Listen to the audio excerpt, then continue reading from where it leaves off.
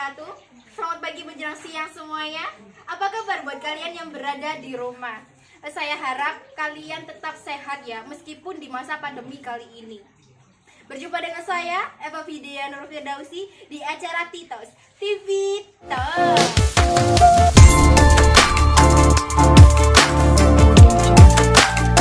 1 tahun berlalu, di negeri tersayang kita ini mengalami pandemi COVID-19.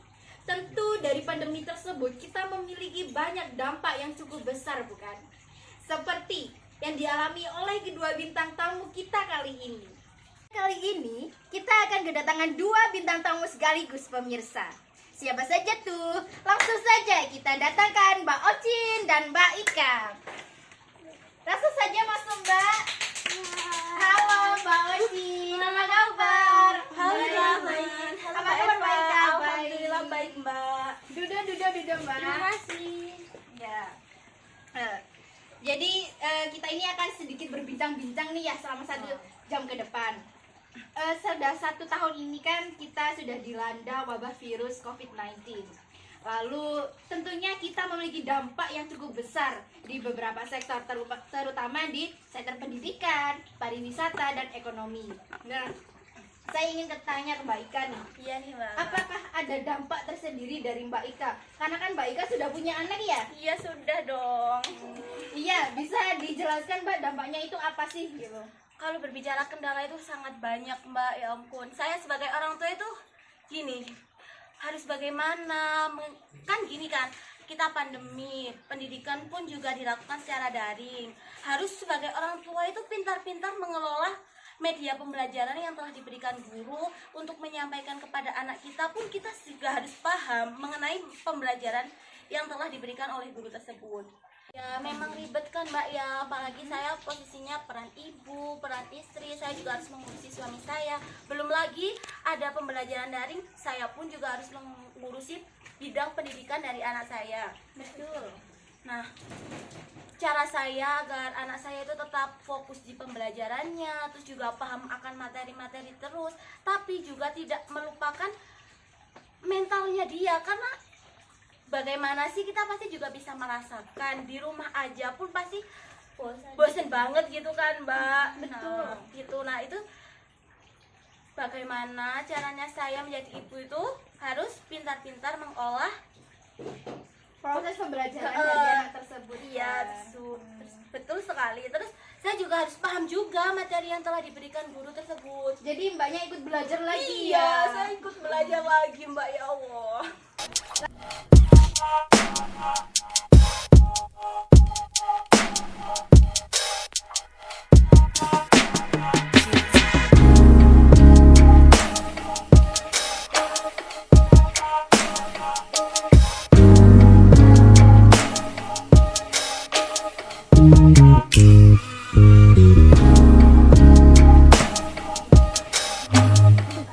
Alih ke Mbak Ocin nih.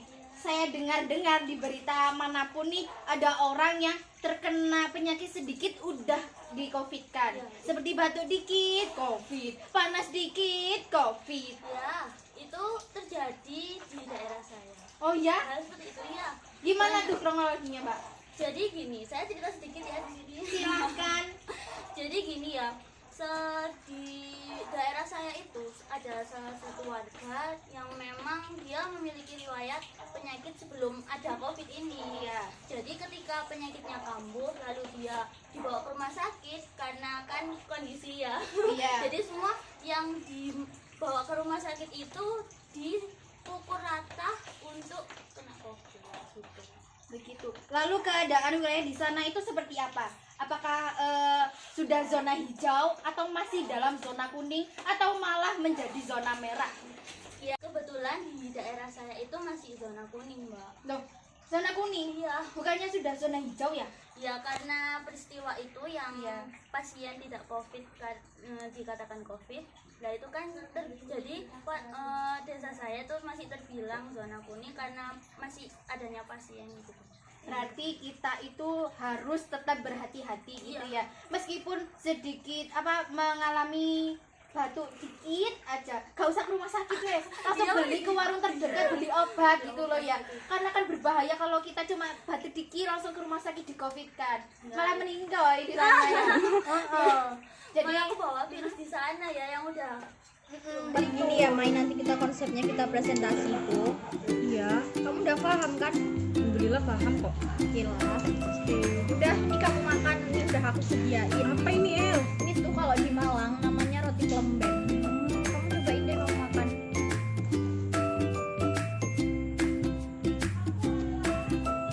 Dengan rasanya enak kan? Enak banget. Kayak lembut gitu kan rotinya. Iya. Emang belinya di mana El?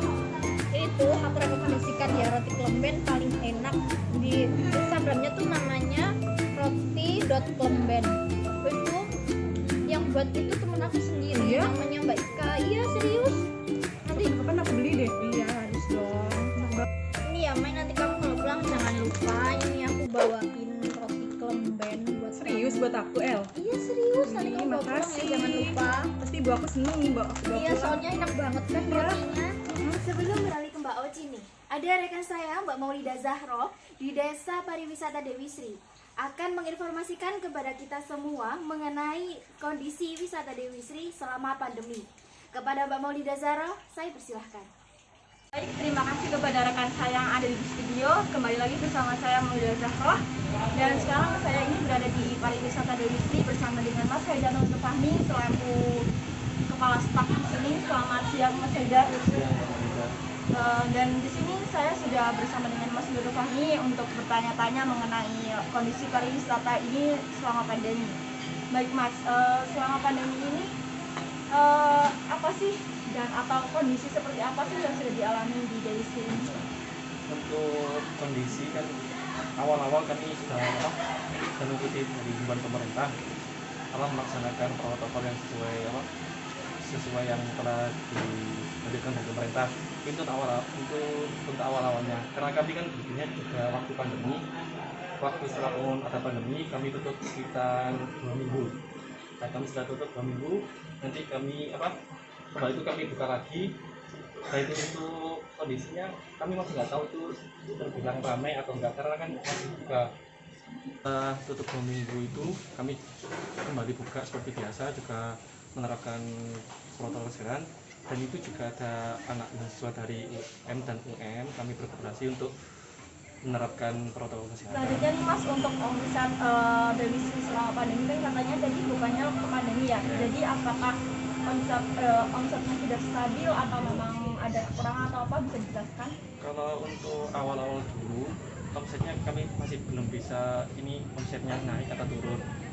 Tapi untuk kondisinya cukup ramai. Terus untuk setelah pandemi, setelah ada PSBB atau PPKM untuk Ramadan kemarin kami menyediakan event-event seperti paket buka bersama, kemudian waktu hari raya kemarin menyediakan paket halal bihalal. Terus kami juga menyediakan event-event lain untuk warga desa dan anak sekolah. Itu juga sangat membantu bagi konsep dari kawasan Dewi Sri sendiri. Selanjutnya, apakah ada tindakan khusus nih kepada pelanggan yang biasanya kan ada nih yang melanggar social distancing? Apakah ada pelanggan khusus nih dari Sri untuk pelanggan tersebut? Kalau dari kami dari awal memang kami karyawan kami sudah kami sesuai protokol dari pemerintah, dan untuk pelanggannya sudah dari mereka kesadaran mereka sendiri. Kami menyediakan hanya pencuci tangan. Lalu Mas, selama pandemi ini kan memang Dewi Sri ini tugas selama pandemi ya. Ya. Apakah ada tindakan khusus nih dari staf Dewi Sri kepada pelanggan-pelanggan yang biasanya kan ada aja tuh yang melanggar protokol kesehatan? Tindakan khusus mungkin nggak ada Pak, tapi kami sudah menyediakan protokol yang sesuai dari pemerintah, yaitu ada mencuci tangan, ada termogan, ada masker. Jadi mungkin dari 100% cuma 1% dari pengunjung yang nggak sesuai dengan protokol kesehatan. Jadi untuk pengunjung yang nggak pakai masker, kami menyediakan di depan sana menyediakan masker. Jadi pengunjungnya yang tidak membawa masker tadi bisa beli, atau ada rekan-rekan khusus nanti kami membagikan secara gratis. Lalu apakah ada pertemuan Mas dari masyarakat dengan Dewi Sri ketika buka, karena mengingat tadi Mas juga bilang kalau misalkan Dewi Sri ini memang buka ketika waktu pandemi? Kalau untuk dari masyarakat, Perlu nih Mas, apakah ada pro dan kontra selama pandemi ini dengan Dewi Sri antara masyarakat? Karena mengingat tadi kan Mas juga bilang kalau misalkan Dewi Sri ini bukanya pada waktu masa pandemi. kalau untuk pro kontra dari masyarakat nggak ada Mbak, karena kan berdirinya dari Sri ini juga didirikan oleh perangkat desa sama warga sekitar, jadi sudah ada. Jadi untuk adanya pandemi, jadi masyarakat desa juga memahami, jadi juga menyediakan protokol kesehatan. Dan untuk awal-awal dulu yang datangnya cuma warga sekitar Jagung sini aja, belum ada dari pengunjung dari luar kota atau luar Malang, itu masih belum tahu. Baik, terima kasih kepada Mas Haidar yang sudah menjelaskan mengenai kondisi Dewi Sri selama pandemi. Kalau kondisi dan omset Dewi Sri selama pertengahan pandemi ini stabil, meskipun dari awal-awal itu Dewi Sri masih tidak tahu apakah omset itu stabil atau tidak, karena memang baru dibangunnya Dewi Sri itu sendiri. Kemudian untuk protokol kesehatan juga sudah terlaksana dengan baik, dengan adanya cuci tangan, kemudian ada pembagian masker jika pelanggan tidak memakai masker, dan staf-staf dari Dewi Sri tersebut juga sudah memakai masker. Kontra antara masyarakat dengan pariwisata Dewi Sri itu sendiri terbukti untuk tidak ada pro kontra sama sekali, karena memang Dewi Sri ini dilaksanakan atau didirikan oleh masyarakat dan juga pemerintah setempat gitu. Ucapkan terima kasih lagi kepada Mas Haidar yang sudah menemani saya untuk wawancara kali ini. Saya Maulida Zahra pamit undur diri dan saya kembalikan kepada Sudi. Terima kasih.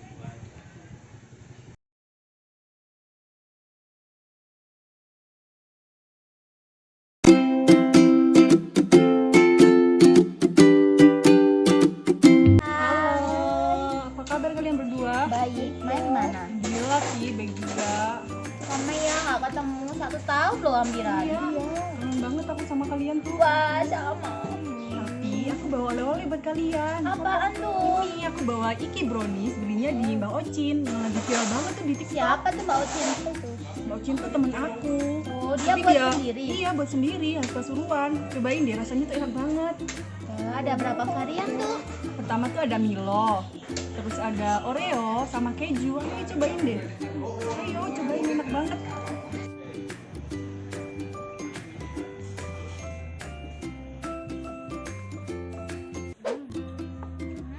Gimana? Enak kan? Enak ya, manisnya pas. Makanya kalian harus pesen. Enak banget kan? Enak banget. Kalian pasti ketagihan kan? Terus Kalian harus pesen deh. gimana caranya? Gampang banget. Pengirimannya tuh di seluruh Indonesia. Oh iya, Bisa melalui WA, Instagram, Shopee, Tokopedia, juga tersedia di Gojek. oh iya. Nanti bakalan pesen deh ya. Harus dong di Iki Brownies. Wih, enak. Terima kasih kepada rekan saya yang berada di TKP. Sekarang beralih lagi nih ke bintang tamu saya yang berada di studio, yaitu Mbak Ocin. Halo. Tadi kan di sektor pariwisata itu pendapatannya termasuk stabil ya akhir-akhir ini. Karena Ramadan itu dijadikan orang-orang untuk buka bersama, lalu saat lebaran halal bihalal begitu. Nah, kalau untuk Mbak Ocin sendiri itu bagaimana masalah perekonomiannya atau pendapatannya? Silakan. Terima kasih Mbak Eva atas pertanyaannya. Sebagai tambahan informasi ya, saya ini berprofesi sebagai pemilik warung lalapan. Karena pandemi ini, omset penjualan yang saya dapat biasanya sebelum pandemi itu mencapai 10 juta Mbak. Karena ada pandemi ini, terus adanya peraturan jam malam, jadi yang biasanya lalapan itu bukanya mulai sore sampai malam, itu jam 7 itu sudah tutup, sehingga itu membuat omset penjualan kita itu menurun drastis, bisa mencapai 2 juta sampai 3 juta. Itu pun masih pendapatan kotor, belum bersih. Jadi hal tersebut itu sangat merugikan bagi kami, terutama saya pemilik warung lalapan tersebut. Karena apa? Di sini saya juga harus menggaji karyawan-karyawan saya, yang mana tidak sedikit ya karyawan saya itu. Untuk omset yang 10 juta itu per hari atau per bulannya Mbak Ujin? Itu 10 juta itu pendapatan warung kita selama sehari. Wow, banyak sekali guys. Itu kan sebelum pandemi ya omsetnya 10 juta. Nah selama pandemi ini kan 2-3 juta ya. Iya. Lalu apakah ada pengurangan karyawan atau pemotongan gaji gitu Mbak? Kalau saya memilih untuk mempertahankan karyawan saya, tapi dengan memberikan pengertian kepada mereka bahwa gaji yang mereka dapat sebelum dan saat pandemi itu berbeda. Alasan saya tidak mengeluarkan karyawan saya karena kan kita tahu ya di masa-masa pandemi ini kita sama-sama sulit. Kalau mereka keluar, mereka juga harus cari kerja lagi. Itu kan cari kerja sekarang itu kan juga sulit ya. Iya benar sekali ya. Jadi Mbak Ocin ini lebih memilih untuk Iya. mempertahankan karyawannya. Nah, lalu untuk pendapatan yang diperoleh karyawannya Mbak Ocin itu gimana? Berapa? Sebelum pandemi dan selama pandemi? Sebelum pandemi karyawan saya itu bisa saya gaji mencapai 1.500.000 itu dalam per bulan. Sebulan. Ketika pandemi berlangsung, di awal-awal pandemi kan kita udah banyak peraturan nih ya. Ya, kita harus stay at home. Ya, jadi gaji karyawan saya menurun drastis sampai 500.000 aja per bulannya. Dan akhir-akhir ini karena kita sudah masuk new normal, agak membaik sedikit, itu 700 sampai 800 per bulan. Jadi itu dapat dikatakan gajinya menurun setengahnya gitu Iya. ya. Dari 1.500.000 menjadi 500 atau 700.000 gitu. Terima kasih kepada Mbak Ocin telah memberikan informasi kepada kita mengenai perekonomian. Dan selanjutnya beralih ke Mbak Ika lagi nih. Akhir-akhir ini kan kita semua dapat informasi yaitu adanya keputusan dari Bapak Menteri Indonesia, Bapak Nadiem Makarim, yaitu mengatakan bahwa sekolah akan dibuka kembali pada bulan Juli ya. Dapat dikatakan bahwa sekolah ini akan tatap muka, tidak daring lagi. Lalu bagaimana pendapat Mbak Ika sebagai ibu yang anaknya selama ini belajar di rumah akan menjalani sekolah seperti sebelumnya? Kalau saya sendiri sangat senang dan sangat setuju. Akan tetapi saya setuju, akan tetapinya ini juga harus ada. Seperti halnya sekolah siap untuk menerapkan tatap muka, Ya. tapi juga harus siap menerapkan protokol kesehatan. Betul. Seperti halnya ada hand sanitizer di gerbang sekolah, kemudian adanya jarak antar siswa. Nah, kan akhir-akhir ini saya mendengar pemberitaan mengenai adanya sistem sesi-sesian ketika pembelajaran tatap muka. Nah, hal tersebut itulah yang sangat membuat saya setuju akan adanya tatap muka. Dengan adanya sesi-sesi tersebut bisa meminimalisir atau seenggaknya itu langkah awal untuk kita menjaga agar terhindar dari virus corona tersebut. Jadi Mbak Ika ini setuju ya kalau sekolah diadakan tatap muka pada bulan Juli depan. Iya, setuju, Mbak. Lalu bisa Mbak Ika memberikan pesan-pesan kepada orang tua di luar sana? Ya, mungkin pesan dari saya, kita sebagai orang tua harus tetap semangat mendampingi anak-anak kita. Karena kita tahu di masa pandemi ini memang semuanya serba sulit. Untuk itu, ayo kita sebagai orang tua senantiasa tetap semangat dan kita pasti bisa karena kita adalah orang-orang tua hebat. Semangat! Tetap saksikan kami di acara Titos TV Tos.